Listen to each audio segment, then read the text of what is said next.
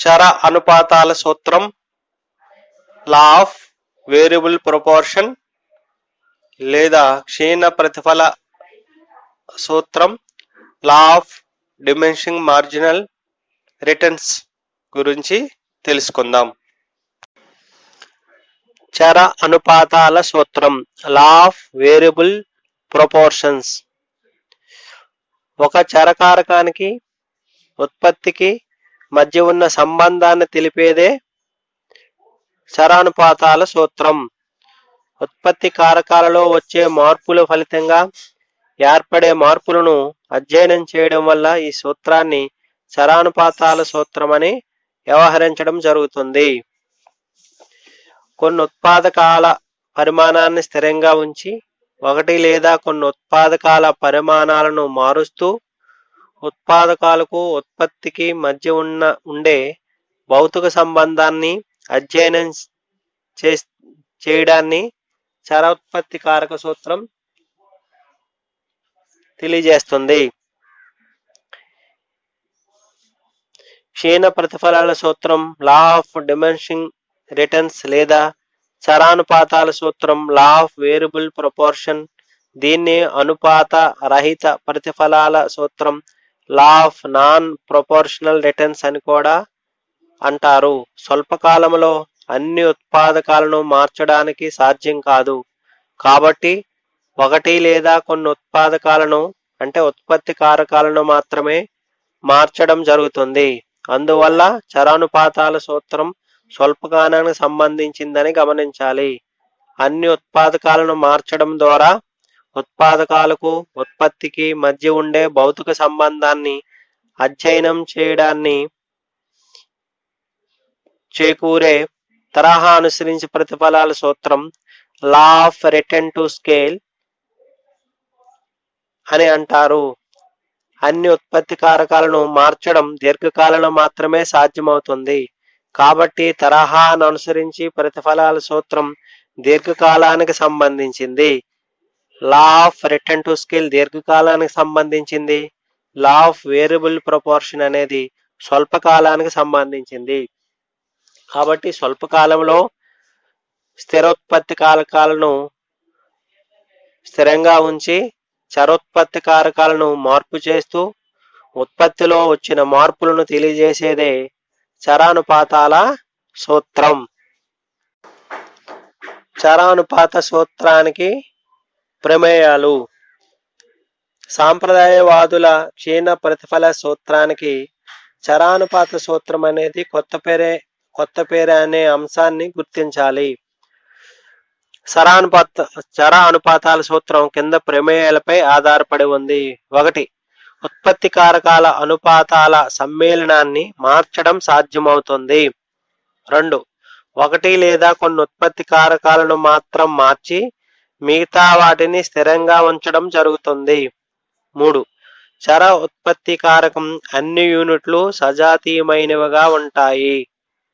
4. సాంకేతిక పరిజ్ఞానంలో మార్పు ఉండదు. చర అనుపాతాల సూత్రం నిర్వచనం. చర అనుపాతాల సూత్రాన్ని వివిధ ఆర్థికవేత్తలు వివిధ రకాలుగా నిర్వచించారు. 1. G.J. స్టిగ్లర్ నిర్వచనం. ఒక ఉత్పాదక యూనిట్లను సమానంగా పెంచుతూ ఇతర ఉత్పాదకాలను స్థిరంగా ఉంచినప్పుడు ఒక స్థాయి తర్వాత ఉత్పత్తిలో కలిగే అదనపు పెరుగుదల తగ్గుముఖం పడుతుంది. అంటే ఉపాంతోత్పత్తులు తగ్గుతాయని G.J. స్టిగ్లర్ నిర్వచించాడు. ఎఫ్. బెన్హోమ్ నిర్వచనం. ఇతర కారకాల మిశ్రమలలో ఒక కారకం అనుపాతాన్ని పెంచినట్లయితే ఒక స్థాయి తర్వాత మొదటి ఆ కారకం ఉపాంతోత్పత్తి తర్వాత సగటు ఉత్పత్తి తగ్గుతాయని ఎఫ్. బెన్హోమ్ నిర్వచించాడు. 3. పాల్ ఏ. శామ్యుల్సన్ నిర్వచనం. నిర్దిష్ట సాంకేతిక పరిజ్ఞానంతో స్థిరమైన ఉత్పాదకాలకు సాపేక్షంగా కొన్ని ఉత్పాదకాలను పెంచినట్లయితే ఉత్పత్తి పెరుగుతుంది కానీ ఒక స్థాయి తర్వాత ఒకే పరిమాణంలో గల అదనపు ఉత్పాదక యూనిట్ల వల్ల లభించే అదనపు ఉత్పత్తి తగ్గుతూ పోతుంది అని సామ్యుల్సన్ నిర్వచించాడు. వ్యవసాయానికి సంబంధించిన మార్షల్ క్షీణ ప్రతిఫలాల సూత్రాన్ని చర్చించాడు. ఈ సూత్రాన్ని కింద విధంగా నిర్వచించాడు. భూమిని సేద్యం చేసే క్రమంలో మూలధనాన్ని, శ్రమను పెంచినట్లయితే వ్యవసాయ పద్ధతులలో నాణ్యత పెరిగితే తప్ప సామాన్యంగా తక్కువ అనుపాత ధోరణిలో ఉత్పత్తి పరిమాణం పెరుగుతుంది. కేఈ బౌల్డింగ్ నిర్వచనం: ఇతర ఉత్పత్తి కారకాలు స్థిరంగా ఉండగా ఏదైనా ఒక ఉత్పత్తి కారకాన్ని వస్తూత్పత్తిలో కొనసాగిస్తుంటే అదనపు ఉత్పత్తి కారకం ద్వారా వచ్చే అదనపు ఉత్పత్తి తప్పనిసరిగా క్షీణిస్తుంది. మార్షల్ మాటలో వ్యవసాయ భూమిలో ఆధునిక ఉత్పత్తి పద్ధతులు వినియోగించకుండా వ్యవసాయం చేయుటకు ఉపయోగించే శ్రమ మూలధనాన్ని ఒక స్థిర అనుపాతంలో పెంచితే ఒక దశ దాటిన తర్వాత ఉత్పత్తిలో పెరుగుదల తక్కువ అనుపాతంలో జరుగుతుంది. ఈ విధంగా చరానుపాత సూత్రాన్ని నిర్వచించారు. చరానుపాతాల సూత్రం ఈ క్రింద పట్టిక ద్వారా వివరించవచ్చు. 5 ఎకరాల భూమిని తీసుకొని ఈ సూత్రాన్ని ఈ పట్టిక ద్వారా స్పష్టంగా తెలియజేయవచ్చు. 5 ఎకరాల భూమి నుంచి వచ్చే వరి పంటను క్వింటాల్లో తెలియజేయడం అయింది. శ్రామికుల సంఖ్య 1, 2, 3, 4, 5, 6, 7, 8 మంది శ్రామికులు తీసుకున్నాం. మొత్తం ఉత్పత్తి 8, 20, 36, 48, 55, 60, 60, 56. 1 నుంచి 8 మంది శ్రామికులు ఉపయోగిస్తే మొత్తం ఉత్పత్తి 8 నుండి 56 క్వింటాలు వరి పండింది. సగటు ఉత్పత్తి 8, 10, 12, 12, 11, 10, 8.67. ఉపాంత ఉత్పత్తి 8, 12, 16, 12, 7, 5, 0, -4. భూమి పరిమాణం స్థిరంగా ఉంది. ఒక రైతు శ్రామికుల సంఖ్యను 1 నుంచి 8 దాకా పెంచుతున్నట్లయితే మొత్తం ఉత్పత్తి 8 క్వింటాలు పెరిగింది.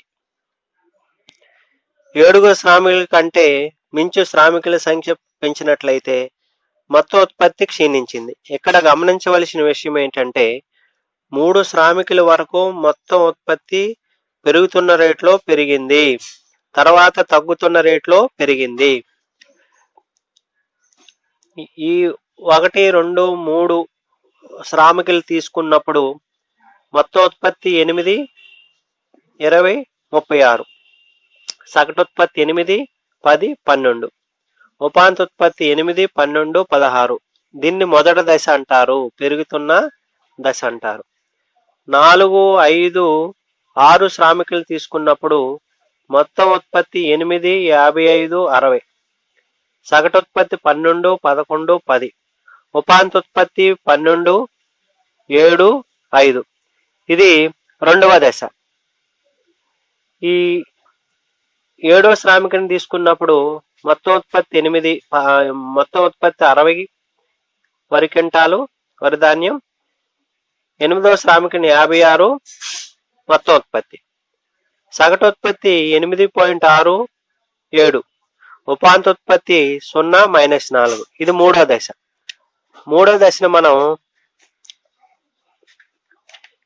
క్షీణ ప్రతిఫలాల దశ అంటారు. ఈ పట్టికలో మనం పరిశీలించినట్లయితే మొత్తం ఉత్పత్తి టోటల్ ప్రొడక్ట్ నిర్ణీత కాల వ్యవధిలో ఉత్పాదకాలన్నీ కలిసి చేసిన ఉత్పత్తిని మొత్తం ఉత్పత్తి అంటారు.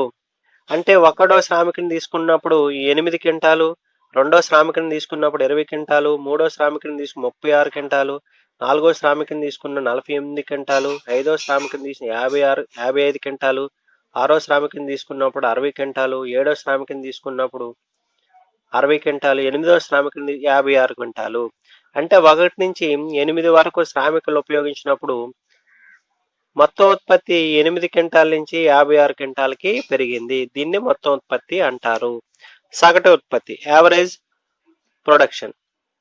ఒక యూనిట్ చర ఉత్పాదకానికి ఉత్పత్తి అవుతున్న ఉత్పాదితాన్ని సగటు ఉత్పత్తి అంటారు. సగటు ఉత్పత్తి ఈక్వల్ టు మొత్తం ఉత్పత్తి బై చర ఉత్పాదకం.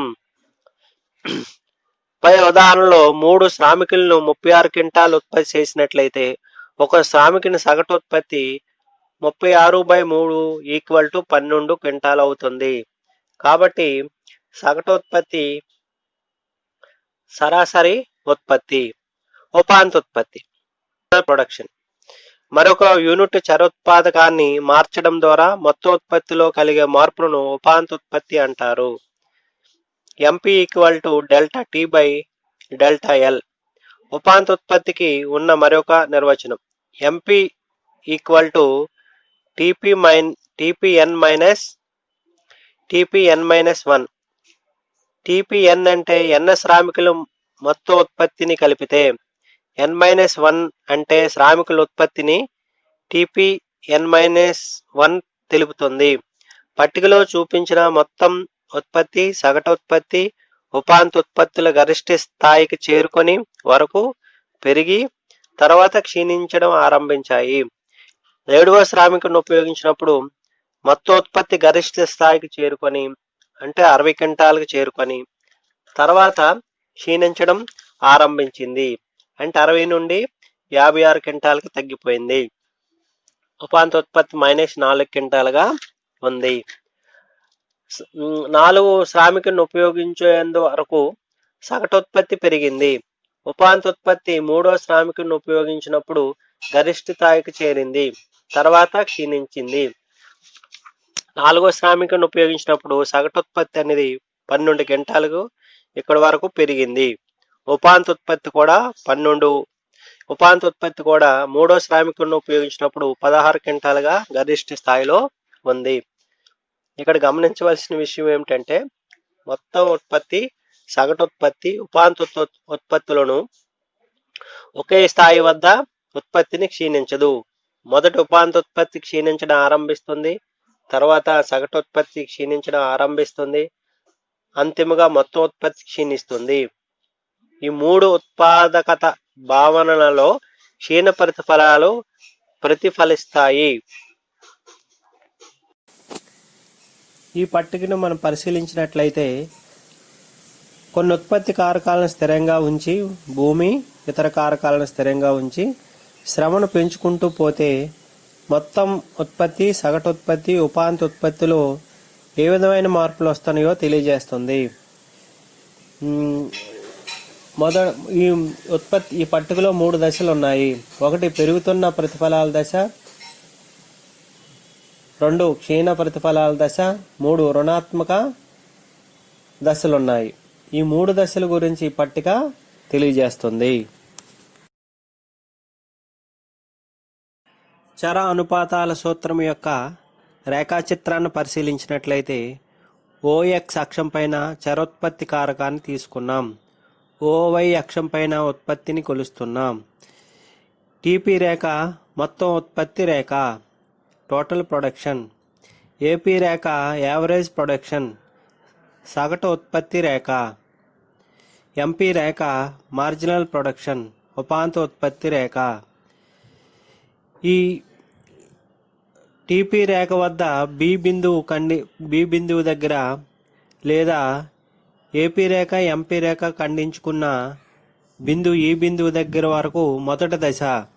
దీంట్లో టీపీ రేఖ పైన గుర్తించిన బి బిందువు వరకు మొదటి దశగా చెప్పుకోవచ్చు.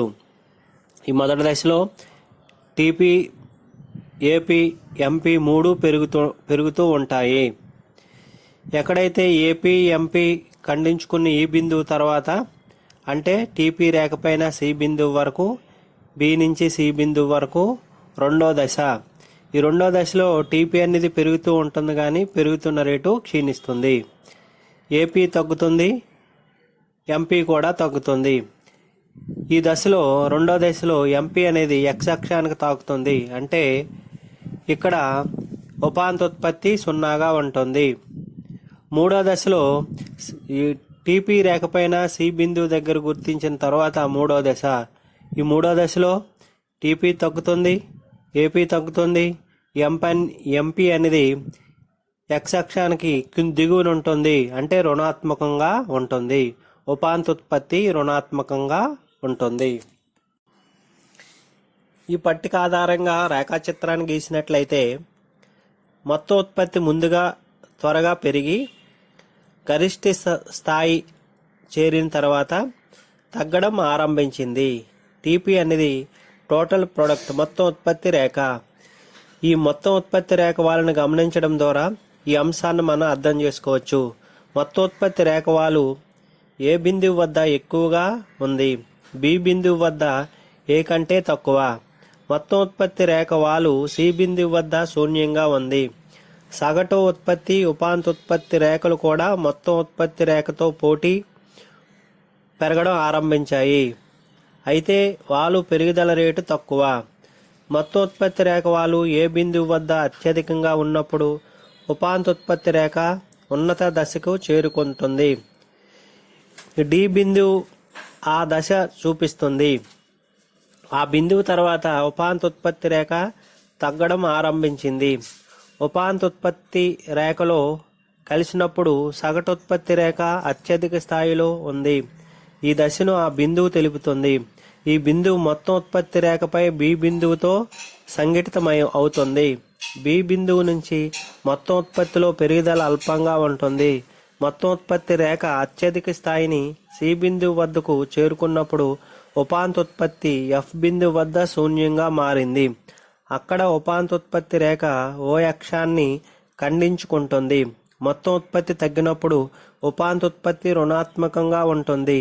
మొత్తం ఉత్పత్తి శూన్యమైనప్పుడు మాత్రమే సగటు ఉత్పత్తి కూడా శూన్యమవుతుంది. నిజానికి మొత్తం ఉత్పత్తి, సగటు ఉత్పత్తి, ఉపాంత ఉత్పత్తిలో గల హెచ్చుతగ్గులు రుణాత్మక దశలనే చర అనుపాతాల సూత్రంలో చెప్పుకునే వివిధ దశలు. మొదటి దశలో మొత్తం ఉత్పత్తి పెరిగే రేట్లో పెరుగుతుంది. మొదటి శ్రామికుడు 8 యూనిట్లు ఉత్పత్తి చేస్తే ఇద్దరు శ్రామికులు 20 యూనిట్లు ఉత్పత్తి చేస్తారు. ఈ దశలో ముగ్గురు శ్రామికులు 36 యూనిట్లు ఉత్పత్తి చేస్తారు. ఈ దశలో సగటు ఉత్పత్తి, ఉపాంత ఉత్పత్తి రెండు కూడా పెరుగుతాయి. అయితే ఉత్పత్తి త్వరితగతిగా పెరుగుతుంది. ఉపాంత ఉత్పత్తి ఎక్కువ కావడంతో అది సగటు ఉత్పత్తి పెంచుతుంది. ఉపాంత ఉత్పత్తి తగ్గడం ఆరంభించినప్పుడు కూడా అది సగటు ఉత్పత్తి కంటే ఎక్కువ. రెండు సమానమైనప్పుడు ఉపాంత ఉత్పత్తి సగటు ఉత్పత్తిని పెంచదు, తగ్గించదు. మొదటి దశ ఇక్కడ అంతమవుతుంది.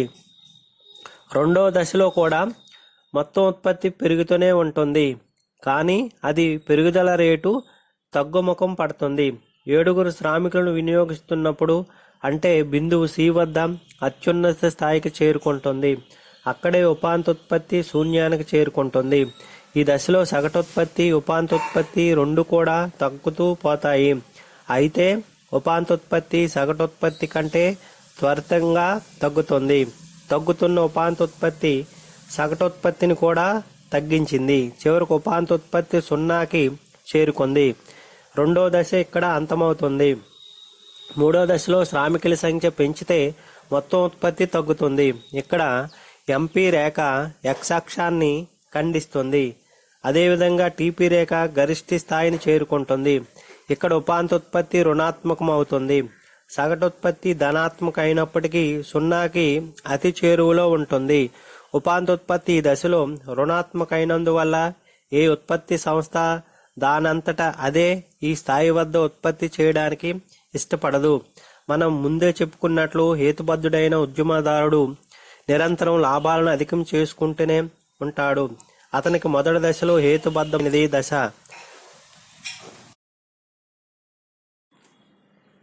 ఉత్పత్తిదారుడుకు మొదటి దశ హేతుబద్ధమైన దశ. ఎందుకంటే చర ఉత్పాదకాన్ని పెంచడం ద్వారా అతను ఇంకా లాభాలను పెంచుకునే అవకాశం ఉంది. కనుక ఈ దశలో ఉత్పత్తి వేకోచత్వం ఎలాస్టిసిటీ ఆఫ్ ప్రొడక్షన్ ఎక్కువ. ఉత్పత్తి వేకోచత్వం ఈక్వల్ టు ఉపాంతోత్పత్తి బై సగటుత్పత్తి. రెండో దశ హేతుబద్ధమైన దశ. ఎందుకంటే ఈ దశలో లాభాలు అత్యధికంగా ఉంటాయి. ఉత్పత్తి వేకోచత్వం 1కి 0కి మధ్య ఉంటుంది. అయితే ఉపాంత ఉత్పత్తి 0కి చేరకుంటే ఉత్పత్తి వేకోచం 0 కంటే తక్కువ అవుతుంది. ఈ మూడో దశ మళ్ళీ హేతు విరుద్ధమైన దశ. ఇక్కడ కంటే రెండో దశలోనే లాభాలు ఎక్కువ.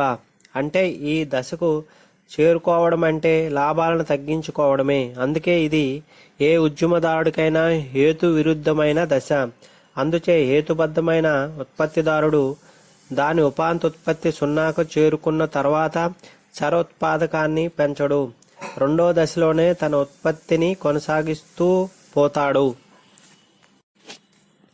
చర ఉత్పాదకాన్ని ఇంకా మూడో దశలో ఉన్నప్పుడు పెంచినట్లయితే అతని ఉత్పత్తి తక్కువ రేట్లో పెరుగుతున్నప్పటికీ లాభాలను గరిష్టీకరించుకోలేడు.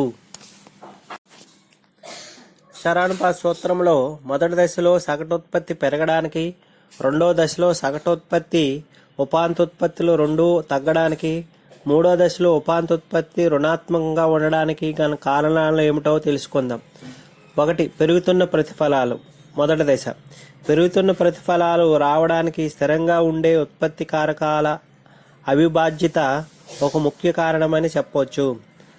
అవిభాజ్యత అంటే సాంకేతిక పరికరాల దృష్ట్యా ఉత్పత్తి స్థాయి ఎంత తక్కువ ఉన్నప్పటికీ ఆ ఉత్పత్తి కారకాన్ని కనిష్ట స్థాయిలో వాడడం.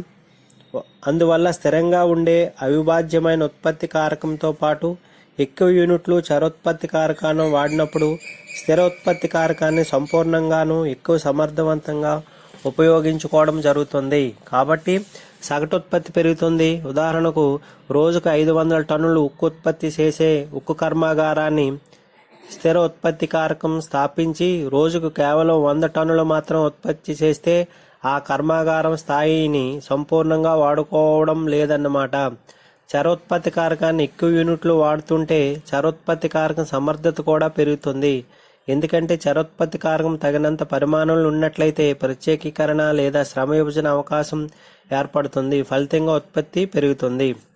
2. క్షీణ ప్రతిఫలాలు. రెండో దశ చరోత్పత్తి కారకం స్థిరోత్పత్తి కారకాన్ని సమర్థవంతంగా ఉపయోగించే స్థాయిని చేరుకున్న తర్వాత చరోత్పత్తి కారకాన్ని ఇంకా పెంచితే సగటు ఉపాంతోత్పత్తులు రెండూ పడిపోతాయి. కారణం స్థిరోత్పత్తి కారకం చరోత్పత్తి కారకంతో పోల్చినప్పుడు సాపేక్షంగా చాలినంతగా ఉండదు. అంటే స్థిర ఉత్పత్తి కారకాలు రెండూ అభిలషణీయమైన అనుపాతాల స్థాయిలో ఉన్నప్పుడు ఉత్పత్తిని అక్కడ ఆపివేయవలసి ఉంటుంది. అట్లా కాకుండా చరోత్పత్తి కారకాన్ని ఇంకా పెంచితే ఈ అభిలషణీయమైన అనుపాతాల స్థాయి చెదిరిపోయి సగటు ఉపాంత ఉత్పత్తులు రెండూ పడిపోతాయి. ఒకవేళ ఉత్పత్తి కారకాలన్నీ పూర్తి విభాజ్యమైనవిగా ఉన్నట్లయితే ఉత్పత్తి కారకాల అనుపాతాలను మార్చడం అనే ప్రశ్నే రాదు. అప్పుడు పెరుగుతున్న లేదా క్షీణిస్తున్న ప్రతిఫలాల ప్రశ్నే ఉండదు. జోన్ రాబిన్సన్ ఉద్దేశంలో ఉత్పత్తి కారకాలు ఒకదానికొకటి అసంపూర్ణ ప్రత్యామ్నాయాలు కాబట్టి క్షీణిస్తున్న ప్రతిఫలాలు చేకూరుతుంటాయి. 3. రుణాత్మకమైన ఉపాంత ప్రతిఫలాలు లేదా మూడో దశ చరోత్పత్తి కారక పరిమాణం స్థిర ఉత్పత్తి కారకం పరిమాణంలో సాపేక్షంగా పోల్చినప్పుడు చాలా ఎక్కువ ఉంటుంది. అందువల్ల చరోత్పత్తి కారకం మొత్తం ఉత్పత్తి తగ్గుతూ ఉంటుంది కాబట్టి ఉపాంత ఉత్పత్తి రుణాత్మకంగా ఉంటుంది. అంతేకాకుండా చరోత్పత్తి కారకం చాలా అధికంగా ఉండడం వల్ల స్థిరోత్పత్తి కారకం సామర్థ్యాన్ని దెబ్బతీస్తుంది. క్షీణ ప్రతిఫలాల సూత్రాన్ని ట్యూగో అనే అర్థశాస్త్రవేత్త మొట్టమొదటి నిర్దిష్టంగా పేర్కొన్నాడు. మాల్థస్ రికార్డులోనూ దాన్ని అభివృద్ధి పరిచినప్పటికీ మార్షల్ ఈ సూత్రానికి ఇంకా మెరుగుదిద్దడం జరిగింది. పూర్వం పెరుగుతున్న ప్రతిఫలాల సూత్రం, క్షీణిస్తున్న ప్రతిఫలాల సూత్రం అనే రెండు భిన్నాభిప్రాయాల సూత్రాలు ఉండేవి. అయితే ఆధునిక అర్థ శాస్త్రవేత్తల అభిప్రాయంలో ఈ రెండు విభిన్న సూత్రాలు కావు. చరానుపాతాల సూత్రం అనే ఒక సాధారణ సూత్రానికి ఇవి రెండు రూపాంతరాలు మాత్రమే. ఇంకొక ముఖ్య విషయం ఏంటంటే వ్యవసాయ రంగంలో క్షీణ ప్రతిఫలాలు చేకూరుతాయి, పరిశ్రమ రంగంలోనూ పెరుగుతున్న ప్రతిఫలాలు చేకూరుతాయి అనే అభిప్రాయం ఉండేది. అయితే కొన్ని స్థిర ఉత్పత్తి కారకాలు, 1-2 చరోత్పత్తి కారకాలు ఉండే ప్రతి ఉత్పత్తి కార్యక్రమంలోనూ చరానుపాతాల సూత్రం వర్తిస్తుందనేది ఆధునిక ఆర్థికవేత్తల అభిప్రాయం. బెన్హోమ్ ప్రకారం ఉత్పత్తి కారకాల సమ్మేళనంలో ఒక ఉత్పత్తి కారకం అనుపాతాన్ని పెంచితే ఒక బిందువు తర్వాత ఆ ఉత్పత్తి కారకం సగటు ఉపాంత ఉత్పత్తులు క్షీణిస్తాయి. ఉత్పత్తి కారకాల సమ్మేళనం చెదిరిపోవడం అంటే ఒక ఉత్పత్తి కారకం అనుపాతం ఇతర ఉత్పత్తి కారకాలలో పోల్చినప్పుడు ఎక్కువగా ఉండడమే, లేదా ఒక ఉత్పత్తి కారకం ఇతర ఉత్పత్తి కారకాలతో పోల్చినప్పుడు కొరతగా ఉండడం కావచ్చు. ఈ రెండింటిలో ఏదైనా సరే ఉత్పత్తిలో నష్టదాయకం వచ్చి ఉత్పత్తి పడిపోతుంది. ఉదాహరణకు, ఎక్కువ యంత్రాలు సేకరించి యంత్ర సముదాయాన్ని పెంచినట్లయితే ఉద్యమదారుడు నియంత్రణ, పర్యవేక్షణ, అదుపు తప్పి క్షీణ ప్రతిఫలాలు సంక్రమించవచ్చు, లేదా నిపుణులైన శ్రామికులు లేదా ముడి సరుకులు కొరత ఏర్పడి ఉత్పత్తి క్షీణించవచ్చు. చరానుపాత సూత్రం ప్రాముఖ్యత. అర్థశాస్త్రంలో క్షీణ ప్రతిఫలాల సూత్రానికి ఎంతో ప్రాముఖ్యత ఉంది. క్షీణ ప్రతిఫలాలు లేనట్లయితే ప్రపంచ జనాభాకు సరిపోయే ఆహార ధాన్యాలు ఒకే ఒక హెక్టారు భూమిలో ఎక్కువ మూలధనం, శ్రమను వాడి పండించవచ్చు. ఈ సూత్రం అర్థశాస్త్రంలో అనేక సిద్ధాంతాలకు మూలమైందని చెప్పవచ్చు. మాల్థస్ జనాభా సిద్ధాంతం ఈ సూత్రంపైనే ఆధారపడి ఉంది. వ్యవసాయ రంగంలో ఈ సూత్రం అమలు వల్ల ఆహార ధాన్యాల ఉత్పత్తి జనాభా వృద్ధికి సరిపోయేంత ఉండదు. మాల్థస్ నిరాశవాదానికి కూడా ఈ సూత్రమే కారణమని చెప్పవచ్చు. రికార్డో ప్రతిపాదించిన బాటక సిద్ధాంతం కూడా ఈ సూత్రంపైనే ఆధారపడి ఉంది. విస్తృత ఎక్స్టెన్షన్ వ్యవసాయం, సాంద్ర ఇంటెన్సివ్ వ్యవసాయం రెండింటిలోని ఈ సూత్రం అమల్లో ఉంటుంది. విస్తృత వ్యవసాయంలో ఈ సూత్రం ప్రభావం వల్ల వ్యవసాయదారులు తక్కువ రకం భూములను సేద్యం చేయవలసి వస్తుంది. సాంద్రత వ్యవసాయం భూమికి అదనంగా శ్రమ, మూలధనాన్ని చేరుస్తూ పోతే ఈ సూత్రం ప్రభావం వల్ల ఉత్పత్తులు అదే అనుపాతంలో పెరగదు.